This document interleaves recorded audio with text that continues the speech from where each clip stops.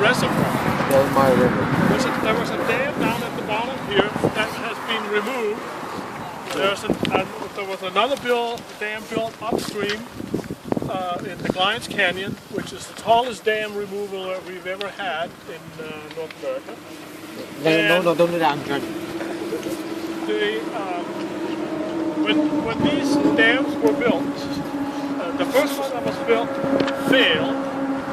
They were built in 1910, but the foundation failed, and all the water rushed down and killed a lot of people in the Indian village down here by the coast. So when they built that dam here, that obviously is blocking the Chinook salmon and the steelhead, and this was a very famous stream for very large fish, and it was very productive. In other words, there was tens of thousands of fish coming up every year. Then when they built the upper dam in 1920s, that dam was technically inside the national park, right? So when they made the park in 1938, it became part of the national park, which you can't really have a dam in a national park. That's a problem. And so there was a lot of lawsuits back and forth for decades. But in 1992, it was decided that the dam should go because they produced very little electricity that was used for some mills, sawmills, and a pulp mill in Anacortes. They don't exist anymore. Okay, they're gone. So this was a good project. So it was decided in 1992, and in my office I have an environmental impact statement that's from 1992. Okay, it was just started to be removed last year. So it took over 20 years to actually execute the project. So why did it take so long? Well, obviously a lot of bureaucracy, but number one, since this is a glacially fed stream, right? We were just looking at the glaciers that were feeding it up at the Hurricane Ridge. There's a ton of sediment. So the upper dam has particularly large amounts of sediments, but you can see all that sediment that's stored there too. You can see that the river now have carved down to where it used to go. And all of that sediment, what are you going to do with it? Well, eventually the river's going to flush it out and up to the beach, right? So we have 75 years worth of sediment that's been stored there. We simply cannot let that go in one flush because you get way too much out on the coast and it'll bury all the marine life. So you want to have enough sediment coming out that the marine life can sort of deal with it and keep growing in it. And then you also want to pump it out at a rate so it gets distributed along the coast. There's what we call drift cells. So there's water movement along the coast that builds some very important sand spits that's been failing in the last 45, 50 years because they didn't have the sediment that they needed because it was all stored here. Okay?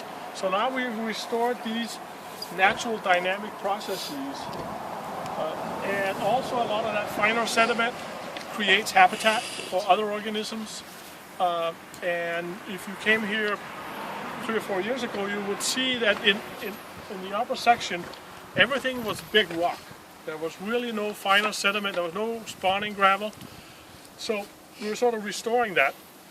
And luckily, because it took so long, there has been some research that did a lot of looking at birds, mammals, bears, plants, and soil microorganisms.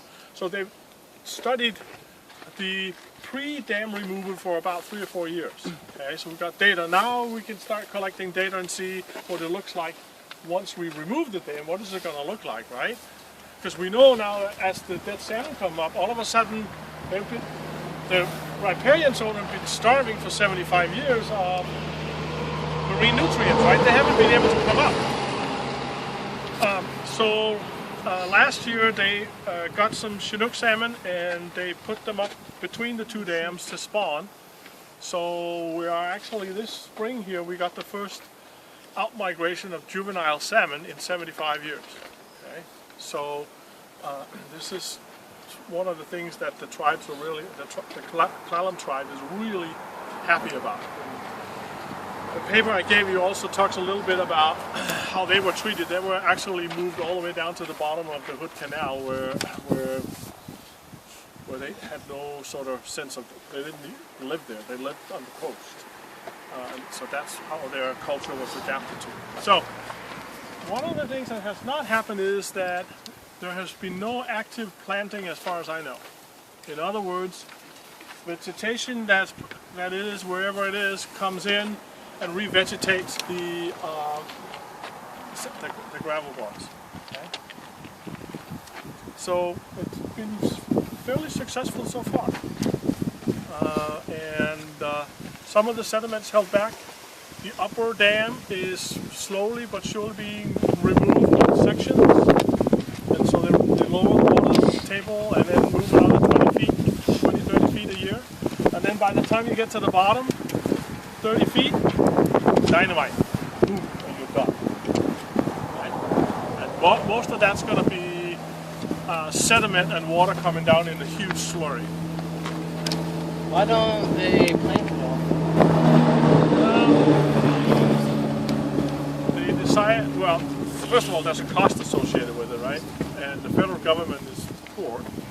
Right? Park Service certainly don't have any money, right? This down here, the land tenure here is probably state lands and private lands, so it's a little bit different. Any other questions? But yeah, we're going to see more of these kind of dam removal projects, and you saw that in the salmon video, right, where they removed other dams, and so dams that are not functioning will be removed, and most of it because of that sound. We still need more electricity on the other side of the sound, but these dams are sitting so far away that you really can't transmit. It would be way too expensive to transmit that itty bitty little power that these two dams were producing over on the other side. So off, away they go, which is pretty cool. So how do they get power to the island, or to this side of the peninsula? You know, I don't know where there are a couple of other hydro projects on the east side of the peninsula. Are they drawing power from the New Halem, from the Bonneville Dam? Do they get it off the cable that comes out through It the could be, sounds? yeah. I don't know. But these are not part of the regular mix. They were built specifically to run the mills. Yes. And unfortunately, the road is closed up to the Glines Canyon. One year we went up there and the road was closed, so we thought we'd walk up there, and we really got yelled at. So that didn't work so well. So I don't know when they're going to open it, but Is that just because they're doing work on it and removing it and everything? Kind of a dangerous. and remind me to show you the pictures. I have a slide. I have about 4 or 5 slides. I should show you those on Monday. Now that you've been here, so it makes more sense. All right. So, one other little issue here is that all of those lakes and the middle reach was stocked with trout. And trout does not belong here, not rainbow trout. So once you're inside the national park, you can actually fish without a license, and you can eat as many rainbow trouts as you want. They want to get rid of them. Free fishing. You should have told me that. I forgot my pole. Yeah, we'll just drop you off and then pick you up tomorrow. No peach cobbler for you guys. All right, so let's go out to the Makah Museum. Enjoy the coastline as we're driving along the water. It's really a beautiful. Watch out for seals, sea lions, seabirds, all sorts of things.